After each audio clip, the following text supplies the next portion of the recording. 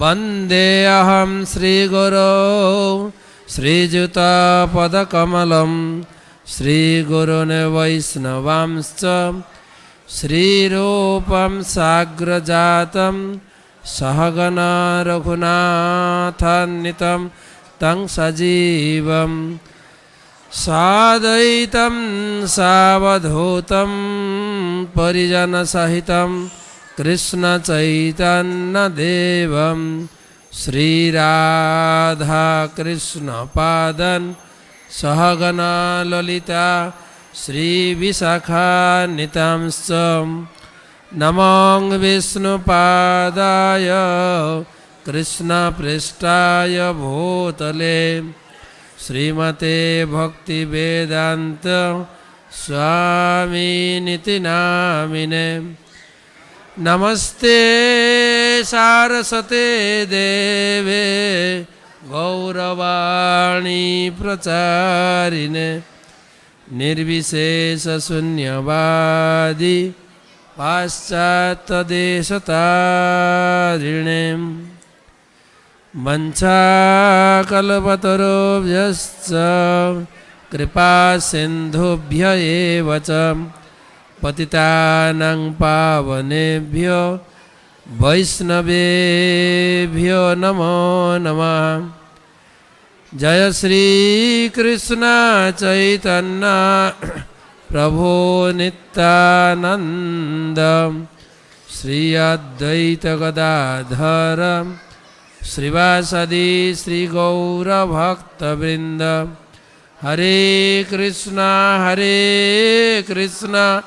कृष्णा कृष्णा हरे हरे, हरे राम राम राम हरे हरे।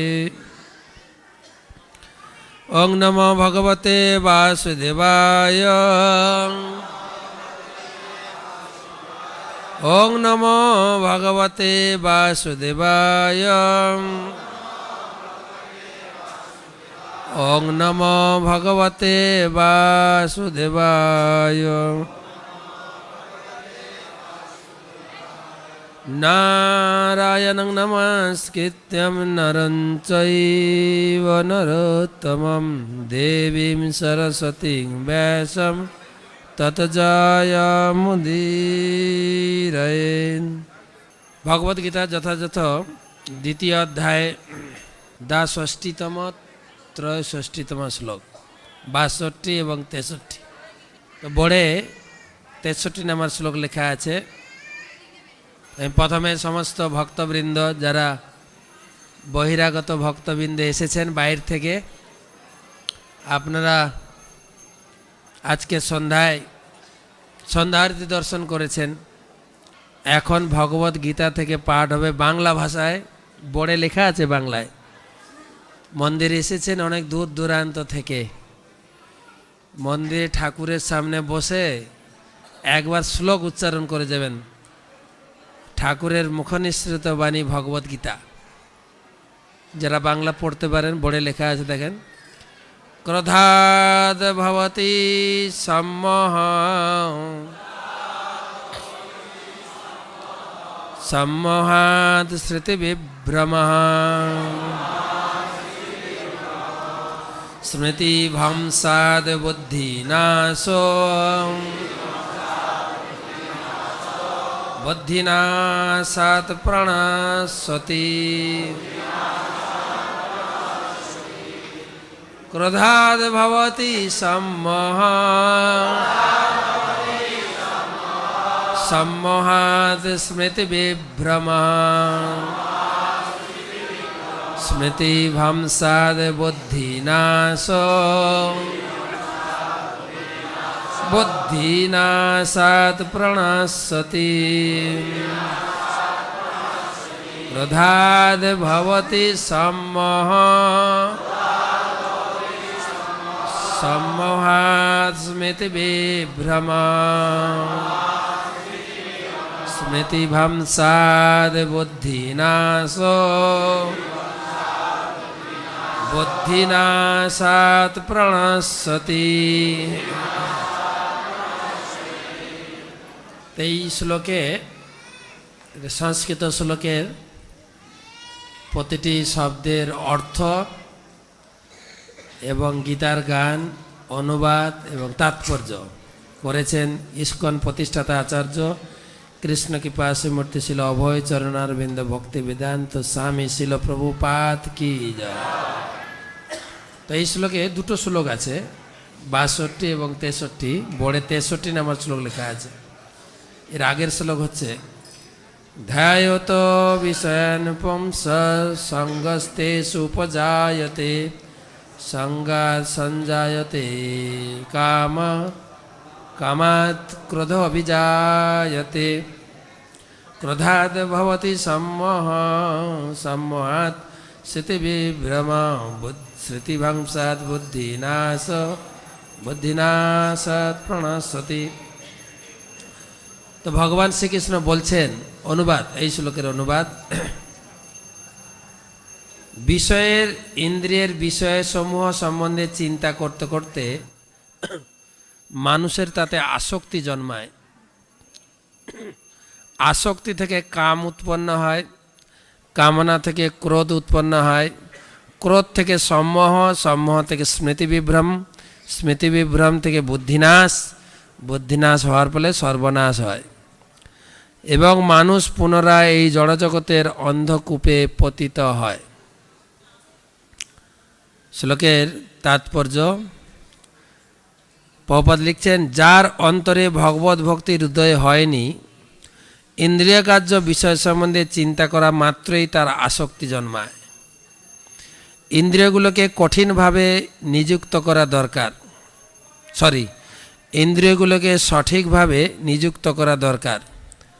তাই সেগুলিকে যখন ভগবানের প্রেমময় সেবায় নিযুক্ত করা না হয়, তখন সেই ইন্দ্রিয়গুলি জড়জাগতিক বিষয়ের সঙ্গে যুক্ত হওয়ার জন্য তৎপর হয়ে ওঠে। জড়জগতের সকলেই ইন্দ্রিয়গ্রাহ্য বিষয়ের দ্বারা প্রভাবিত হয়, এমনকি ব্রহ্মা এবং শিবও এর দ্বারা প্রভাবিত। স্বর্গলোকের অন্যান্য দেবদেবীদের তো কথাই নেই। জড়জগতের এই গোলক ধাঁধা থেকে বেরিয়ে আসবার একমাত্র উপায় হচ্ছে কৃষ্ণ ভাবনাময় ভাবিত হওয়া। এক সময় মহাদেব গভীর ধ্যানে মগ্ন ছিলেন। পার্বতী যখন কামার্ত হয়ে তার সঙ্গ কামনা করেন, তখন তার ধ্যান ভঙ্গ হয় এবং তিনি পার্বতীর সঙ্গে মিলিত হন, ফলে কার্তিকের জন্ম হয়। ভগবানের একনিষ্ঠ ভক্ত ঠাকুর হরিদাসও এভাবে স্বয়ং মায়াদেবীর দ্বারা প্রলুব্ধ হন, কিন্তু ভগবানের প্রতি ঐকান্তিক ভক্তির প্রভাবে তিনি অনায়াসে এই পরীক্ষায় উত্তীর্ণ হন। শ্রী যমুনাচার্যের লেখা পূর্বোক্ত শ্লোকের মাধ্যমে আমরা জানতে পেরেছি যে নিষ্ঠাবান ভক্ত ভগবানের দিব্য সাহচর্য লাভ করে এক অপ্রাকৃত আনন্দের স্বাদ লাভ করেন, যার ফলে তিনি জড় ইন্দ্রিয় সুখভোগ পরিহার করতে পারেন। ভগবত ভক্তির প্রভাবে মন আপনা থেকেই আসক্তি রহিত হয়ে পড়ে এবং হৃদয়ে বৈরাগ্যের উদয় হয়। সেটি হচ্ছে সাফল্যের রহস্য। পক্ষান্তরে ভগবত ভক্তি ছাড়া জোর করে ইন্দ্রিয় দমন করার চেষ্টা করলে তা কখনই ফলপ্রসূ হয় না, কারণ ইন্দ্রিয় সংভোগের সামান্য চিন্তার ফলে সংযমের বাঁধ ভেঙে গিয়ে ইন্দ্রিয় তৃপ্তির বাসনায় মন উন্মত্ত হয়ে ওঠে। শ্রীল রূপ গোস্বামীপাদ আমাদেরকে এই নির্দেশ দিয়ে গেছেন, প্রাপঞ্চিকতয়া বুদ্ধ্যা হরিসম্বন্ধী বস্তুনঃ মুমুক্ষুভি পরিত্যাগ বৈরাগ্যং ফল্গু কথ্যতে। ভক্তিরসামিত সিন্ধু 1-2-256।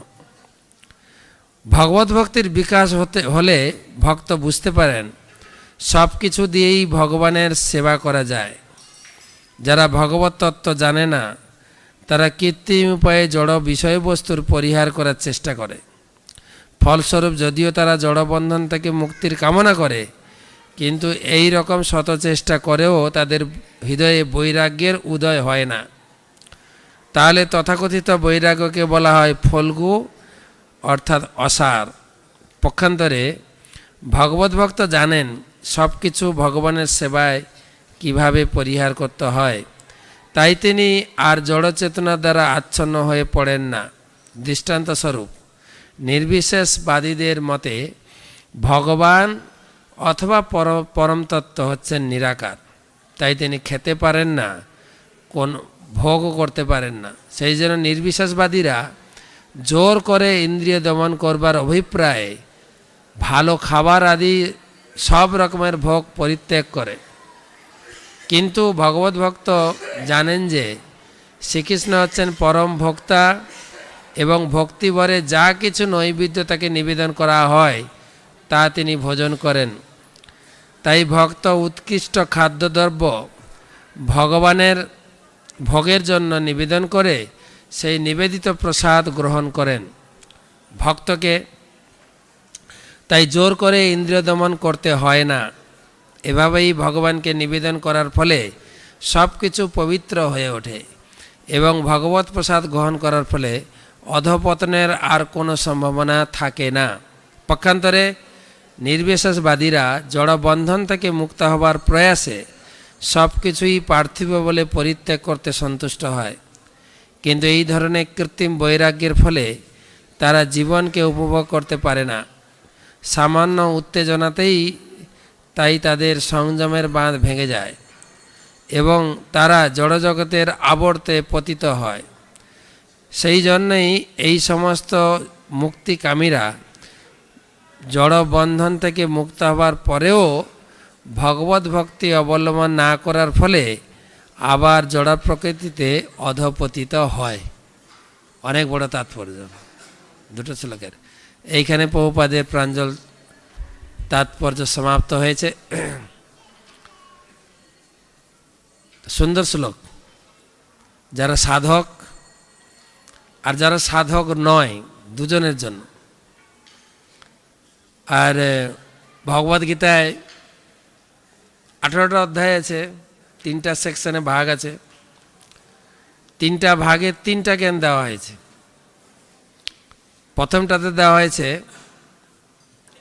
প্রথমটাতে ইংরেজিতে বলে ইউ, তোমার সম্বন্ধে জ্ঞান দেওয়া হয়েছে। আমার স্বরূপটা কি, আমার কি করা উচিত। আর স্টার্টিং হয়েছে কিন্তু বিষাদ দিয়ে। ভগবদ্গীতার প্রথম অধ্যায়ের নাম হচ্ছে বিষাদ যোগ। প্রত্যেকে আমার বিষাদ যোগ, কিন্তু প্রত্যেকে বিষাদগ্রস্ত, প্রত্যেকে আমার সুখ খোঁজার তাগিদে দুঃখেই আছি। ভগবান গীতায় বলেছেন 8ম অধ্যায়ে দুঃখালয়ম শাশ্বতম। এই জগতের নামকরণ দিয়েছেন যারা কবিরা দার্শনিকরা, তারা যেহেতু ভগবদ্গীতা পড়েননি তাই এই জগৎটাকে সুখের সংসার বানিয়েছেন। মরিতে চাই না আমি এই সুন্দর ভুবনে। ভুবনটা মোটেই সুন্দর না বলতে পারে, কিন্তু শাস্ত্রে বলছেন না, এটা যে দুঃখালয়। যেরকম আমরা কোনো দোকান তৈরি করে দোকানের নাম রাখি, উমা বস্ত্রালয়, ঠিক আছে না, দুর্গা ঔষধালয়, সব নাম রাখি। বস্ত্রালয়, ঔষধালয়, ভোজনালয়, আর কি আছে, বাসনালয় আছে তো নাকি। তো ভোজনালয় থেকে ভোজন পাওয়া যায়, তাই তো। বস্ত্রালয় থেকে বস্ত্র পাওয়া যায়, ঔষধালয় থেকে ঔষধ পাওয়া যায়, সবাই জানে। এখনকার দিনে নাম একটু হিজিবিজি নাম হচ্ছে, কেননা এক দোকানে আপনি সব পাবেন। দোকানের নাম রেখেছে লোকে। আগে ছিল আলাদা আলাদা দোকান, তারপর জুড়ে গেল সব দোকানগুলো একসঙ্গে, ডিপার্টমেন্টাল শপ, তারপর হয়ে গেল শপিং মল, তারপর হলো সুপার মার্কেট। আর এখন নতুন এসছে আরেকটা মার্কেট, এর হচ্ছে হাইপার মার্কেট। অবশ্য এই দিকে আসে নেই, চেন্নাই, বোম্বে, দিল্লিতে হাইপার মার্কেট মানে কয়েকটা সুপার মার্কেট নিয়ে বিস্তৃত এলাকা নিয়ে তৈরি। কোটি কোটি টাকার জিনিস আছে, এমন সুন্দর সাজানো আছে, আপনি ঢুকবেন, মাল মানে জিনিস কিনতে না কিনলে আপনাকে ভালো লাগবে না, কিনতে হবে। কিনতে কিনতে যখন কাউন্টারের পাশ দিয়ে বেরোবেন, কাউন্টারে যখন, কেন আপনার টাকা লাগছে না তো, আপনি কার্ড অ্যারেস্ট করবেন, ঠিক আছে? যখন বিল দেখবেন, সেই বিল দেখে আপনার হাইপার টেনশন চালু হবে। ওই জন্য ওই দোকানের নাম হচ্ছে হাইপার মার্কেট, বুঝলেন? তো ভগবান এই জগতের নাম দিয়েছেন সেরকম। ভগবান এই জগৎ বানিয়ে তিনি নাম রেখেছেন, এটা খেলাঘর, এখানে সব খেলাতে দুঃখ আছে। তাই এই টোটালটার নাম হচ্ছে দুঃখালয়। কিন্তু এই দুঃখটাকে আড়াল করার জন্য এক একজন বিভিন্নভাবে নাম দিচ্ছেন। সুখালয় আছে না, সব হাইজাক হাইজাক নাম আছে। দেখুন, বাড়ি বানিয়ে নাম রাখছেন শান্তি নীড়, শান্তিকুঞ্জ, শান্তিনিকেতন, শান্তিবিলাস, শান্তি নিকেতন। ঘরে গিয়ে দেখুন না, কারগিল চলছে, শান্তি আর কারো বাড়িতে নেই। প্রত্যেকটি পরিবারে, প্রত্যেকটি পাড়ায়, আর শুধু তাই না, পশ্চিমবঙ্গ আর দিল্লি সব ঝগড়া চলছে, ঝগড়া। আর এখন তো প্রশ্ন। তো সুতরাং ভগবদ্গীতায় ভগবান বলছেন শুধু তোমার দুঃখ না, প্রত্যেকের দুঃখ। অর্জুন অ্যাজ একজন অ্যাক্টর, তিনি নিজে অভিনয় করে দেখিয়েছেন দুঃখ তো আমাদের, অর্জুনের না। তো দুঃখ অবস্থায় কি করা উচিত, কি স্টেপ নেওয়া উচিত, কি গাইড নেওয়া উচিত, কি করণীয়, শুধু চোখের জল ফেলে বুকে হাত চাপড়ালে তো আর দুঃখ মুটবে না। তো দুঃখের কি করা উচিত অর্জুন দেখিয়েছেন। দুঃখের সময় একবার হাত তুলে ভগবানকে ডেকে নাও, বাস। অর্জুন এসে শরণাপন্ন হলেন ভগবান কৃষ্ণের চরণে, দ্বিতীয় অধ্যায়। তখন ভগবান অর্জুনকে গাইড করেছেন, আজকের শ্লোকে গাইড দিয়েছেন। আমরা আলোচনা করলাম প্রথম অধ্যায় থেকে ষষ্ঠ অধ্যায় পর্যন্ত কেবল আমার সম্বন্ধে আলোচনা, আমার পরিস্থিতিটা কি আমি নিজে জানি না। ভগবান বলছেন, যেরকম আমরা মাথা ব্যথা, পেট ব্যথা বা অসুস্থ হলে ডাক্তার কাছে যাই, কিন্তু আমার পরিস্থিতি আমি জানি না কি হচ্ছে আমার শরীরে। আমি জানি আমার মাথাটা ব্যথা করছে, কিন্তু শরীরের যা কিছু হচ্ছে কে বলবে? ডাক্তার বলবে। তাই আমার দুঃখটা ডাক্তারের কাছে গিয়ে নিবেদন করতে হবে। আর ডাক্তারকে না, এই ফিগারটা যে বানিয়েছেন, যেরকম একটা মেশিন যিনি বানিয়েছেন, মেশিনটাকে কিভাবে অপারেট করতে হবে, কিভাবে কিভাবে কি বলে সারাতে হবে তিনিই জানেন। না, সৃষ্টিকর্তা দাঁড়িয়ে আছেন, এবং শুধু তিনি মন্দিরে নেই, সব জায়গায় আছেন। কেবল হাত তুলে ডাকলেই হবে। আর যতক্ষণ না ডাকছেন কিন্তু আসবেন না। কিন্তু আমাদের ইস্কনের প্রতিষ্ঠাতা আচার্য গুরুদেব এসি ভক্তিবেদান্ত স্বামী প্রভুপাদ সারা বিশ্বকে শিখিয়েছেন, একটা নীতি শিখিয়েছেন, একটা সহজ শিক্ষা শিখিয়েছেন। যেরকম আপনার অনেক মায়েরা আছেন, সন্তান যতক্ষণ কান্না না করে মা কোলে নিয়ে তাকে দুধ পান করায় না, এটা সহজ কথা। ঠিক আমরা সবাই ভগবানের সন্তান। ভগবান নিজে দাবি করেছেন, আমি তোমার মা, আমি তোমার বাবা, আমি তোমার পিতামহ, আমি ধাতা কর্তা, সব কিছুই। 15 অধ্যায় বলেছেন তিনি, বা তিনি নবম অধ্যায়ে বলেছেন, ধাতা মাতা পিতামহ সব কিছু তিনি। তো তার কাছে আমরা সন্তানের মতো। যখন এই দুঃখ পড়ুয়ার সন্তানের একটাই আশ্রয়, সে দুঃখ পড়ুক বা কোনো ভয় পেয়ে যাক, ছুটে গিয়ে মাকে জড়িয়ে ধরে। ঠিক সেরকম আমাদের সেই ভাব যদি থাকে, তবে আমরা মুক্তি পাব। আমরা মহাভারত পড়েছি, দেখেছি দ্রৌপদীর সেই বিপদ। আপনার মহাভারত শুনেছেন, সিরিয়ালও দেখেছেন, তাই না? দ্রৌপদীকে যে অবস্থায় ফেলা হয়েছিল, সেই সভাতে ছিল মাত্র 86,000 চেয়ার ছিল, মাত্র, বেশি না, ঠিক আছে? পুরো হাউসফুল ছিল, আরও কিছু লোক দাঁড়িয়েছিলেন। কি দেখার জন্য? কি দেখার জন্য? তাকে উলঙ্গ দেখব, একজন মহিলাকে। এটা একটা বিভৎস অবস্থা। কিন্তু দ্রৌপদী সাধারণ নারী ছিলেন না, তিনি ছিলেন অজনী সম্ভবা, তিনি কারো ঔরস থেকে বা গর্ভ থেকে জন্মগ্রহণ করেননি, যজ্ঞ থেকে তিনি আবির্ভূত হয়েছেন লক্ষ্মী স্বরূপা। এবং সেই সঙ্গে তিনি ছিলেন রাজকন্যা, রাজার বাড়িতে প্রতিপালিত হয়েছেন এবং পরবর্তীকালে রাজবধূ, রাজমাতাও, তার যা সম্মান। এমনকি সূর্যের ভাগ্য হয়নি ও তাকে দেখা, কেননা তখনকার দিনের মহিলা অন্দরমহলে থাকতেন, আর তাকে সভাস্থলে এনে হেনস্থা করা হচ্ছে। আর তার পরিস্থিতি যদি একটু বিচার করে দেখেন কি পরিস্থিতি, আকুলভাবে সে নিবেদন করছেন ভগবানকে। সে সবার কাছে হাত পেতেছে, সবার কাছে। তার পাঁচজন স্বামী ছিল, এক একজন না, আর পাঁচজন ধনুর্ধর স্বামী ছিলেন। ধনুর্ধর, দুর্ধর্ষ মহাবীর এবং মহারথী স্বামী ছিলেন। শাস্ত্রে বর্ণনা করা হয়েছে মহাভারতে। যুধিষ্ঠির মহারাজ ছিলেন সত্যবাক, কোনোদিন একটাও মিথ্যা কথা বলেননি।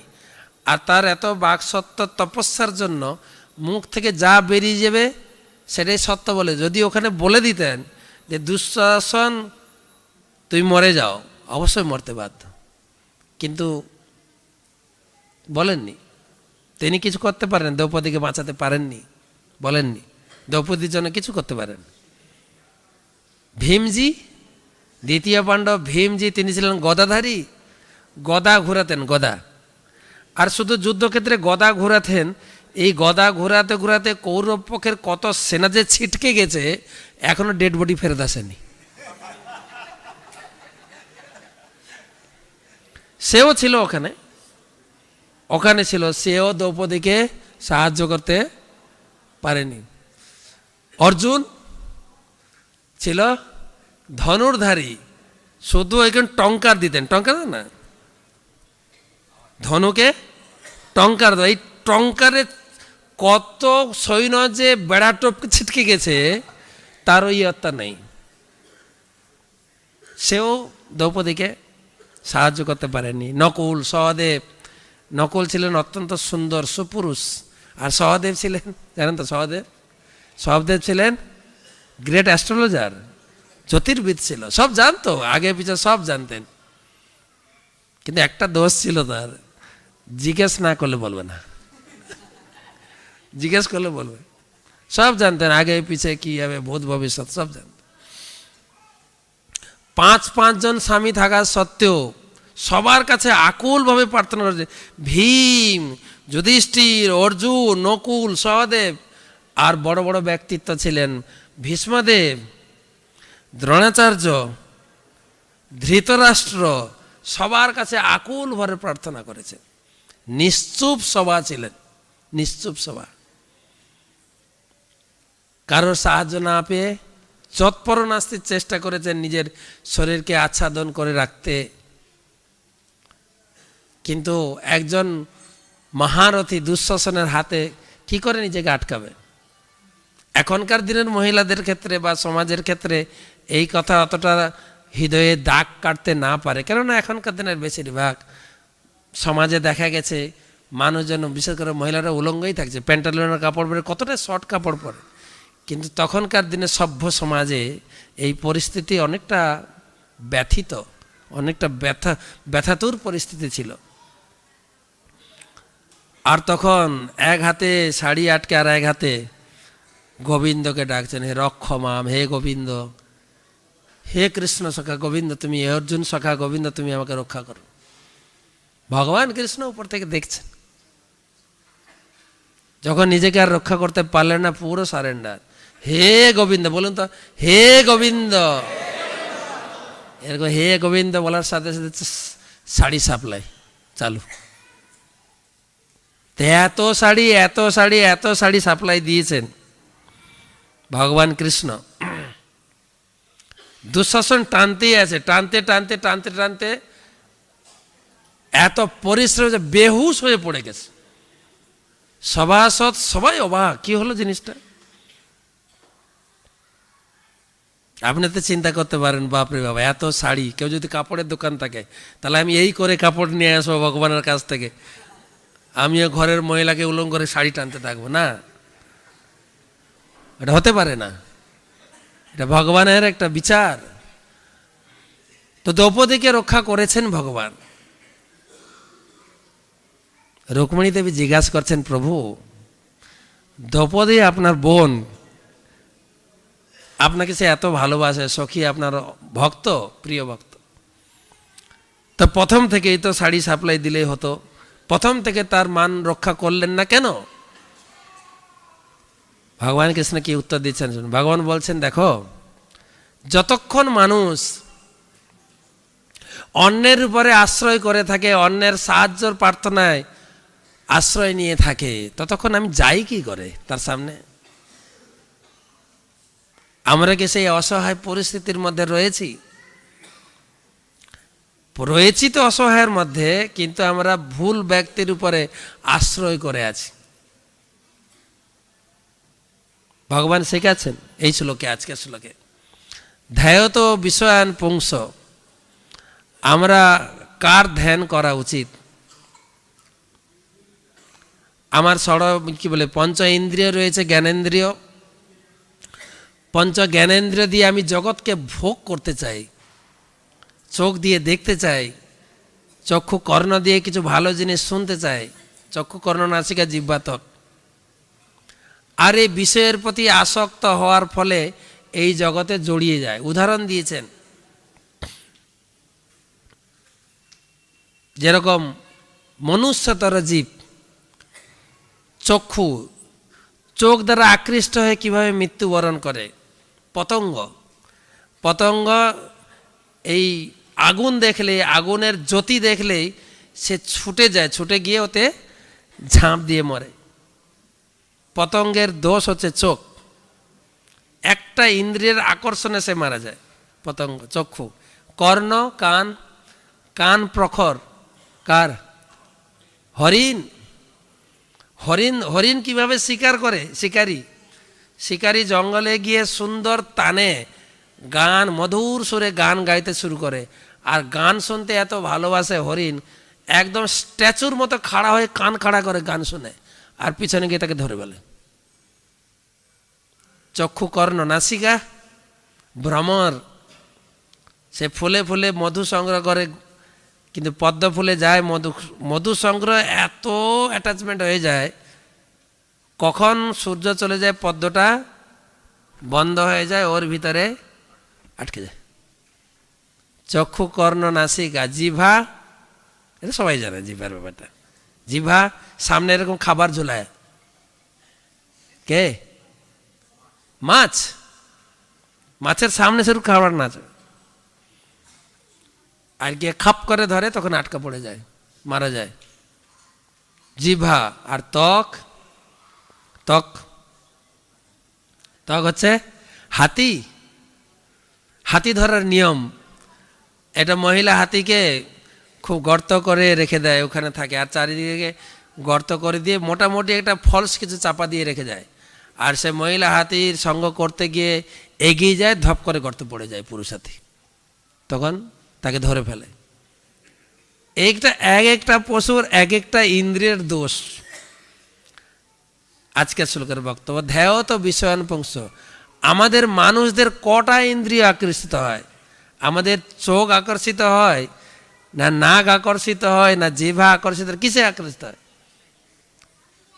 আমাদের কটা ইন্দ্রিয় কিভাবে আকর্ষিত হয়? পাঁচটা ইন্দ্রিয় পাঁচ দিকে টানছে, পাঁচ দিকে টানছে। আমার অবস্থা কেমন? আর ভগবান শিখাচ্ছেন সিরিয়াল, যারা শ্লোকটা মুখস্থ আছে দেখেন, ধ্যায় তো বিষয়ান পুংস, বিষয় মানে এক একটা ইন্দ্রিয় দিয়ে এক একটা বিষয় ভোগ করা যায়। সব ইন্দ্রিয় দিয়ে সব বিষয় ভোগ হয় না, কিন্তু যেরকম ত্বক একটা ইন্দ্রিয়, ত্বক একটা ইন্দ্রিয়। তো যদি আপনার হাতে কেশি দাসের রসগোল্লা থাকে হাতে, আপনি টেস্ট পাবেন? তো পাবেন কিনা টেস্ট? হাতে আছে তো আপনার, এটাও একটা ইন্দ্রিয়। এই রসগোল্লার টেস্ট নিতে গেলে জিভায় দিতে হবে, জিভার 1 ইঞ্চি উপরে রাখলেও টেস্ট পাবেন না, জিভায় দিতে হবে। স্পর্শ ইন্দ্রিয়, স্পর্শ ইন্দ্রিয় কীভাবে লাভ করে?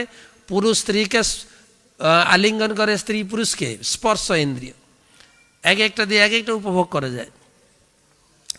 এই পঞ্চ ইন্দ্রিয় বলছেন বিষয়ের ধ্যান, বিষয়ের ধ্যান মানে না ইন্দ্রিয়ের বিষয়, জিহ্বা দিয়ে রস আস্বাদন করা যায়, চোখ দিয়ে রূপ আস্বাদন করা যায়, কর্ণ দিয়ে শব্দ আস্বাদন করা যায়। তো বিষয়, পুরুষের কাছে স্ত্রী হচ্ছে বিষয়, স্ত্রীর কাছে পুরুষ হচ্ছে বিষয়। কোনো পুরুষ যদি স্ত্রীর ধ্যান করে, ধ্যায়ত বিষয়ান পুংস, কোনো পুরুষ যদি স্ত্রী বিষয়ে ধ্যান করতে করতে ধ্যায়ত বিষয়ান পুংস সঙ্গ, তাকে সঙ্গ পাওয়ার ইচ্ছা হয়। আর সঙ্গ পেতে পেতে তারপরের ইচ্ছাটা কি? সংজ্ঞা সঞ্জায়তে কাম। আপনারা এই প্র্যাকটিক্যাল জ্ঞানটি জগতে মিলছে কি না হিসাব করে দেখেন তো। ইয়াং ছেলে বা মেয়ে, ইয়াং ছেলে কোনো মহিলাকে দেখলো, তার ভালো লাগলো, সুন্দরী মহিলাকে, তার চিন্তা সবসময় তার মাথায় আসে। চিন্তা করতে করতে কি করে? চিন্তা করতে করতে তার প্রতি আসক্তি হয়ে যায়। সিরিয়ালটা মিলছে কিনা দেখেন, আসক্তি হয়ে যায়। আসক্তি হওয়ার পরে কি হয়? তাকে কাম উপভোগ করে, আমি তোমাকেই বিয়ে করব, তুমি ছাড়া আমার জীবনে আর কেউই নেই। কাম, কামের পরে বিয়ে হয়, বিয়ে হওয়ার পরে কি? কামাত, কামাত ভবতী নাকি যেন, কামাত ক্রোধ বিজয়তে, কাম থেকে কি আসবে? ক্রোধ। ক্রোধ আসে কি? সাধুরা বলছেন, বা প্র্যাকটিক্যাল মিলে কিনা দেখেন, বলছেন এই যে যুবক যুবতীর মিলনে প্রথম অফার আসে পুরুষ থেকে। আগে ছেলেরা বলে কোনো সুন্দরী মহিলার প্রতি আই লাভ ইউ, তো প্রথম অনেক অফার দেয়, আমি তোমাকে বিয়ে করতে চাই, আমি তোমাকে বিয়ে করতে চাই, বিয়ে করতে চাই। ও প্রথমে পাত্তা দেয় না।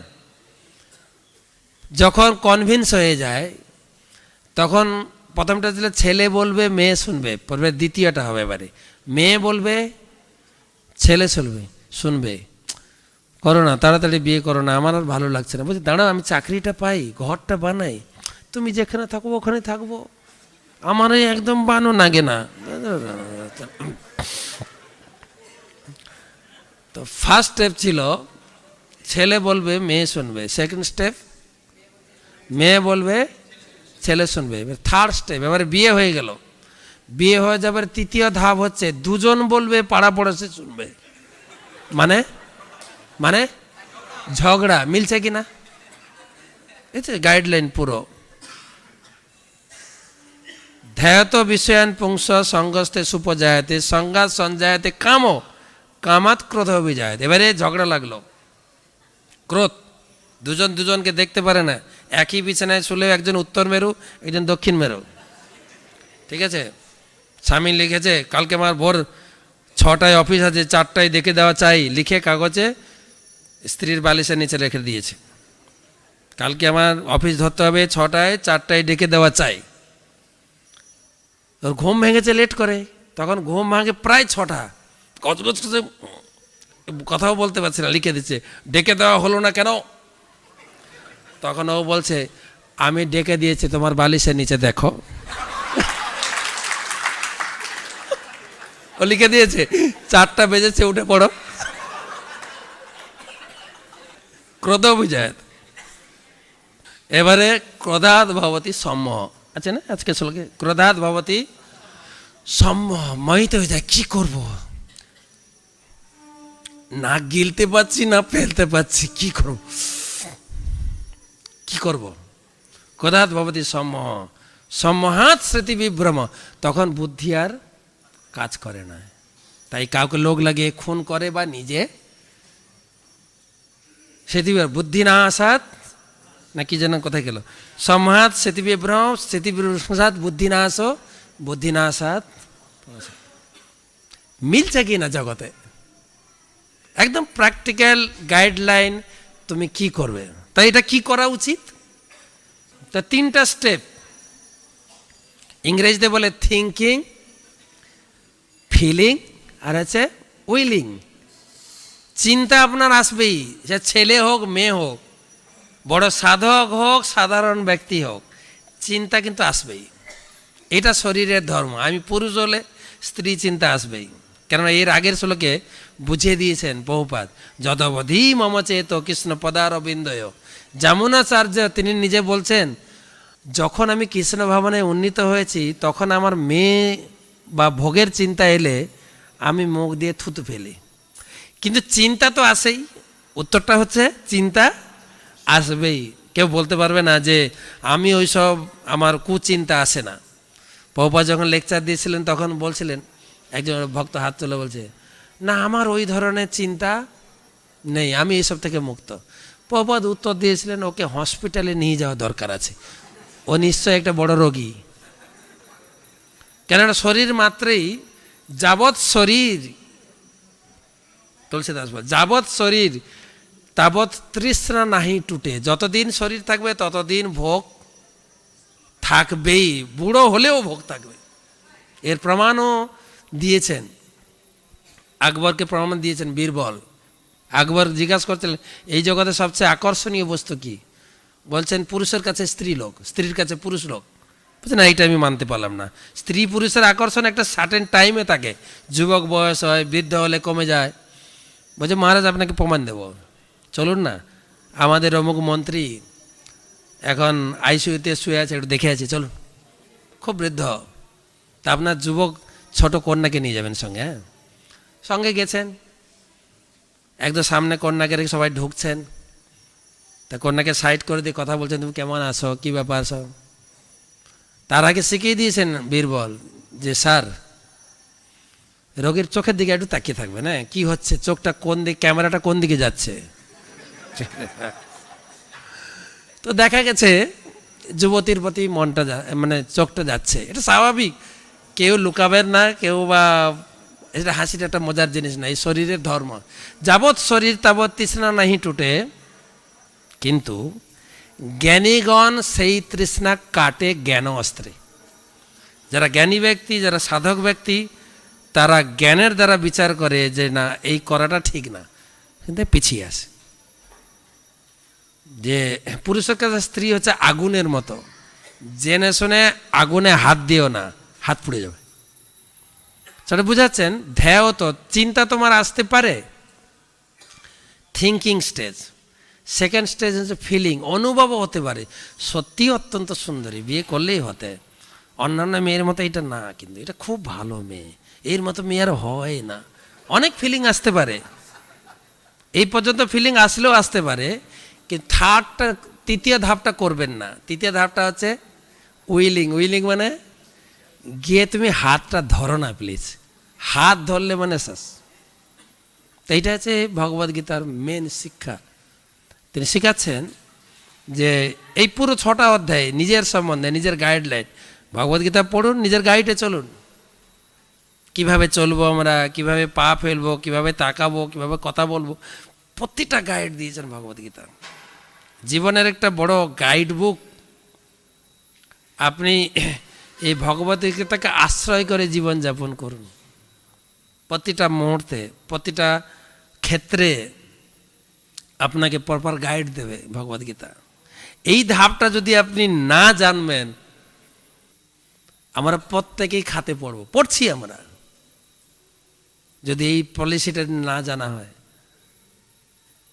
ভগবান, আমরা এখানে আলোচনা করছি না যে কোনো মহিলা খারাপ, না, এটা জগতের নিয়ম, কোনো মহিলাকে দোষারোপ করছি না আমরা, বা সেটা আমাদের উচিত না, সেটা আমাদের ধর্মও না।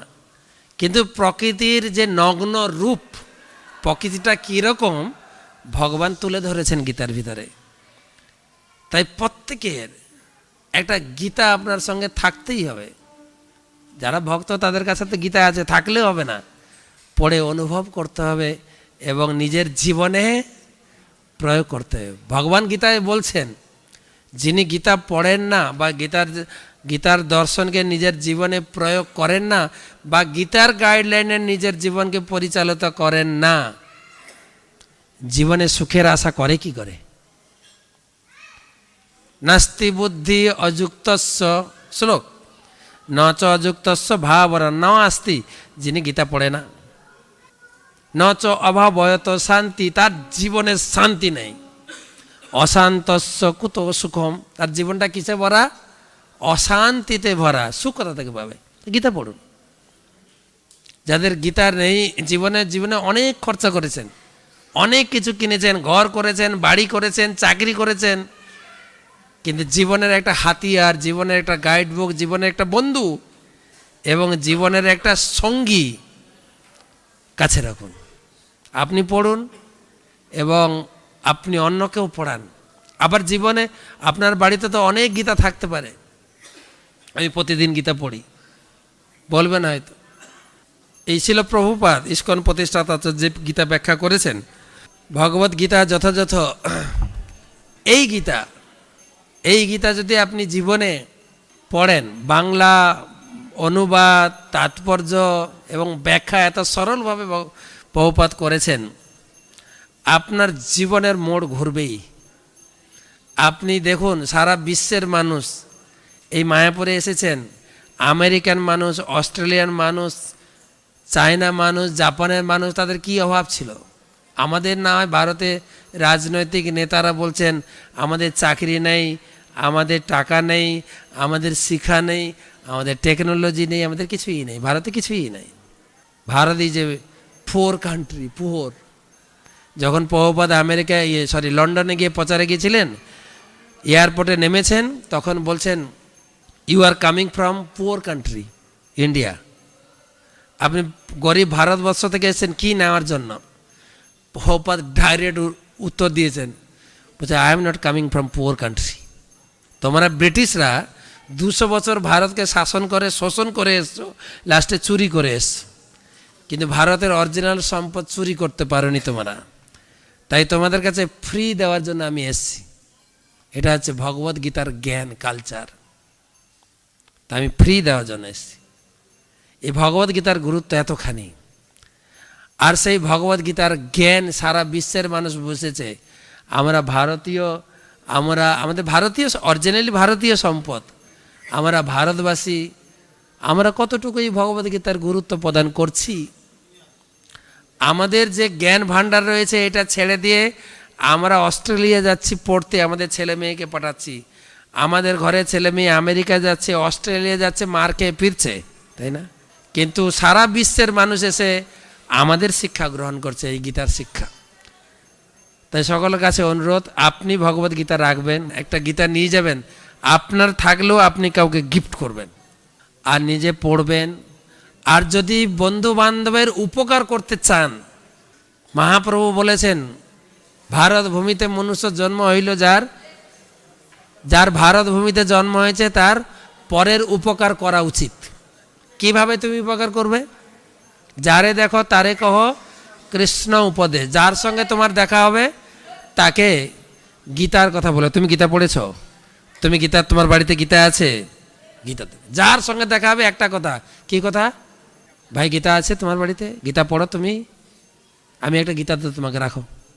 এইটা যদি আমরা করতে পারি, সারা ভারতবাসী জীবনে আমরা কিছু উপকার করতে পারবো, চৈতন্য মহাপ্রভু কৃপা লাভ করতে পারবো এবং আমি নিজেও ভক্তি জীবনে এগোতে পারবো। গীতায় ভগবান বলছেন লাস্টে যে আমার বাণী লোককে শুনিয়ে আমার কথা প্রচার করে। কেন প্রচার করে? ভগবান নিজে ক্লেম করেছেন সমস্ত জীব দুঃখ ভোগ করছে, তাদেরকে যদি আমাদেরকে গীতা পড়িয়ে সুখে আমার কাছে ফিরিয়ে আনতে পারে, আমি তার প্রতি অত্যন্ত কৃতজ্ঞ থাকব। তার থেকে প্রিয় আমার কেউ থাকবে না, কেউ নেই। তাই আপনিও গীতা পড়বেন, আপনার আত্মীয় স্বজনের বাড়িতে, প্রত্যেকের বাড়িতে যেন একটা গীতা থাকে, এই লক্ষ্যটা আপনি দেখবেন আছে কিনা। আর গীতা পড়ান, ভগবানের প্রিয় হন, ভগবানের কৃপা লাভ করুন। ভগবত গীতা যথাযথ কি শিল প্রভুপাদে কি, সমবেত ভক্তবৃন্দ কি, গৌর প্রেমানন্দে।